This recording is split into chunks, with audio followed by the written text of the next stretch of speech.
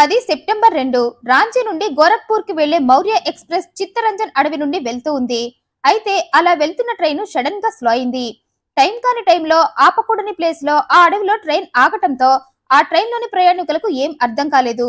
ఇంతలో ఆ ట్రైన్ లో ఉన్న కొందరు ప్రయాణికులు తమ దగ్గర దాచుకున్న కత్తులను తుపాకీలను బయటకు తీసి ట్రైన్ లో ఉన్న ప్రయాణికులకు గురిపెట్టారు. ఈలోగా ఆ ట్రైన్ లోకి మరికొంతమంది వచ్చారు. వారు కూడా తుపాకీ గురిపెట్టిన వారితో చేరిపోయారు. వాళ్ళు మొత్తంగా కలిపి 40 మంది. అందరూ దొంగలే. ఆ ట్రైన్ లో వారిని దోపిడీ చెయ్యాలని ముందుగానే వారంతా ప్లాన్ చేసుకున్నారు. అందులో భాగంగానే కొందరు దొంగలు తాము కూడా ప్రయాణికుల తోటి ప్రయాణికులను నమ్మిస్తూ ఆ ట్రైన్ లో కూర్చున్నారు. తమ వాళ్ళని ఆ ట్రైన్ వచ్చే అడవి మార్గంలో ముందే ఉంచి తమ వాళ్ళున్న ప్లేస్ లో టైం చూసుకొని ట్రైన్ ను అక్కడ ఆపారు. అలా ఆ 40 మంది కలిసి ట్రైన్ లో ఉన్న ప్రయాణికులందరి దగ్గరికి వెళ్లారు. అందరినీ తమ దగ్గర ఉన్న తుపాకీలతో బెదిరిస్తూ వాళ్ళ దగ్గర ఉన్న డబ్బుని, నగల్ని, సెల్ ఫోన్స్ ని, ల్యాప్టాప్స్ ని దోచుకుంటున్నారు. అయితే వాళ్ళ దగ్గర ఉన్న మారణాయుధాలకు భయపడి వాళ్ళని ఎదిరించే సాహసం ఎవరూ చేయలేదు. అయితే అక్కడే ఉండి అదంతా చూస్తున్న ఇండియన్ సోల్జర్ అయిన బిష్ణు శ్రేష్ఠ కూడా వాళ్ళని ఎదిరించకుండా అలాగే చూస్తూ ఉండిపోయారు. పైగా ఆ దొంగలలో ఒక అతను బిష్ణు మెడపై కత్తి పెట్టగానే సైలెంట్ గా తన జేబులో ఉన్న పర్స్ తీసి ఆ దొంగకి ఇచ్చేశాడు. బిష్ణు స్వచ్ఛంద పదవి విరమణ చేసి తన స్వగ్రామానికి బయలుదేరారు. ఈలోగా ఆ దొంగలు ఆ ట్రైన్ లో చొరబడ్డారు. అయితే వాళ్ళు చేసే ఆకృత్యాలను చూస్తూ లోపల రక్తం సలసలా మరుగుతున్నా దాన్ని పైకి కనబడనివ్వకుండా వాళ్ళని ఎదిరించే టైం కోసం ఎదురు చూస్తున్నాడు. ఇంతలో ఆ దొంగలు ఆ సైనికుడి ఎదురుగా కూర్చున్న ఓ 18 ఏళ్ల అమ్మాయి దగ్గరకు వెళ్లారు. ఆమె మెడలో ఉన్న చైన్, కమ్మలు తీసుకున్నారు. ఆ పక్కనే ఉన్న ఆమె పేరెంట్స్ దగ్గరికి కూడా వెళ్లి వాళ్ళను కూడా దోచుకొని వెళ్తూ ఉండగా వాళ్ళ కన్ను ఆ 18 ఏళ్ల యువతిపై పడింది.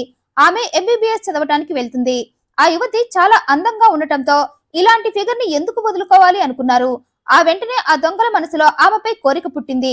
వెంటనే ఆమెపై అత్యాచారం చేసి తమ కోరిక తీర్చుకోవాలి అనుకున్నారు. దీంతో ఆ దొంగలు ఆ యువతిని చుట్టుముట్టారు. అప్పటికి ఆ యువతి తనని వదిలేయండన్నా అని బ్రతిమాలినా వారు వినిపించుకోలేదు. పైగా ఆ యువతి ఆర్తనాదాలని ఆనందంగా వింటూ బలవంతంగా ఆ యువతి బట్టలను చింపి వివస్థను చేస్తూ అక్కడితో కూడా ఆగకుండా ఆ యువతి తల్లిదండ్రుల ముందే ఆమెపై అత్యాచారం చేయబోయారు. అయితే అక్కడే ఉండి అదంతా చూస్తున్న బిష్ణు రక్తం మరిగిపోయింది.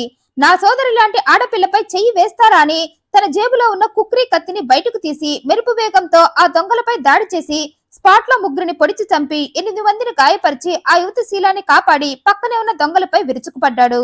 అయితే ఇంతలో ఓ దొంగ ఆ 18 ఏళ్ల యువతి దగ్గరకు వెళ్లి మర్యాదగా మా వాళ్ళని వదిలేస్తావా లేకపోతే ఈ అమ్మాయిని చంపేయమంటావా అని ఆమె మెడపై కత్తి పెట్టాడు. దీంతో ఒక్క క్షణం ఆలోచించాడు బిష్ణు. అయితే ఆ గ్యాప్ లోనే మరో దొంగ బిష్ణు వీపులోకి కత్తి దింపాడు. మరో దొంగ విష్ణు ఎడమ చేతిని పొడిచేశాడు. దీంతో అతనికి తీవ్ర రక్తస్రావం అయింది. అయినా ఆ సైనికుడు మాత్రం వెనుకంజ వేయలేదు. తన చేతుల్లో ఉన్న కుక్రీ కత్తిని ఆ యువతి మెడపై కత్తి పెట్టిన దొంగపై విసిరాడు. ఆ మరుక్షణమే కింద పడ్డ ఆ దొంగ దగ్గరికి వెళ్లి తన కత్తి తీసుకొని తనపై దాడి చేస్తున్న దొంగలపై శివతాండవం చేసి వారందరినీ పోలీసులకు అప్పగించి ఆ యువతి శీలాన్ని కాపాడగా తీవ్రంగా గాయపడ్డ బిష్ణుని కోల్కతాలోని కమాండ్ హాస్పిటల్ కి చికిత్స కోసం అధికారులు పంపారు. ఓ 2 నెలల తర్వాత బిష్ణు కోలుకున్నారు. అతని ధైర్య సాహసాలు మెచ్చుకున్న భారత ప్రభుత్వం బిష్ణుకి శౌర్య చక్ర, శౌర పురస్కారం మరియు సర్వత్వం జీవన్ వంటి పథకాలతో సత్కరించింది. ఆ యువతి శీలాన్ని కాపాడిన ఆమె తల్లిదండ్రులు విష్ణుకి ధన్యవాదాలు చెప్పుకున్నారు. అతను చేసిన సాయానికి 3 లక్షల రూపాయలను బిష్ణుకి బహుమతిగా ఇచ్చారు. కానీ ఆ డబ్బుని సున్నితంగా తిరస్కరించాడు బిష్ణు. నేనొక ఇండియన్ సోల్జర్ని. ఈ దేశ ప్రజలను కాపాడటం నా బాధ్యత. నా కర్తవ్యం నేను నెరవేర్చాను. దాన్ని డబ్బుతో వెలకట్టకండి అన్నాడు సున్నితంగా. ఈ వీడియోపై మీ అభిప్రాయాన్ని కమెంట్ రూపంలో తెలియజేయండి. మరింత ఇంట్రెస్టింగ్ అండ్ జెన్యూన్ ఇన్ఫర్మేషన్ కోసం ఈ వీడియోను లైక్ చేయండి, షేర్ చేయండి, మా ఛానల్ సబ్స్క్రైబ్ చేయండి. Thanks for watching.